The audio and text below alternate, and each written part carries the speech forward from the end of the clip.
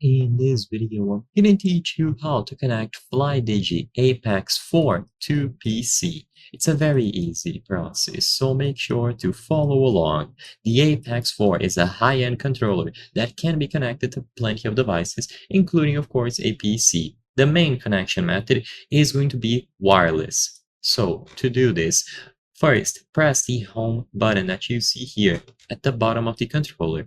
This home button will light up the screen that you can see on the controller itself. So this controller includes a little LED panel.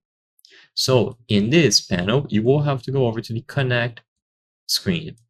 If for whatever reason your controller is not set to English, then look for these two arrows here.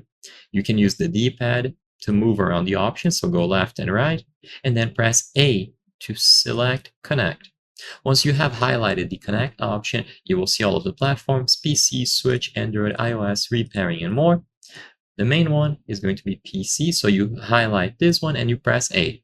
Now you can use the receiver if you want to do a wireless connection, which is the recommended method. So you plug the receiver into any available USB ports on your PC, your laptop, whatever device you have, or you can use a cable. So if you want a wired connection or maybe charge the controller, plug one end of the cable into the PC and the other one is going to go into the controller itself.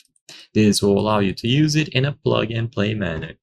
Regardless of how you choose to connect the controller, it is going to be usable. So when you open any game that has controller support, it will be picked up and all of your inputs will work right away. You don't need to download any additional software to begin using the controller. So I hope I was able to help you. If this video helped you, consider subscribing. As you can see, according to our channel metrics, 83% of the people watching our videos are not subscribed. By subscribing, you can help us make higher quality videos. Thank you for watching, and I'll see you on the next one.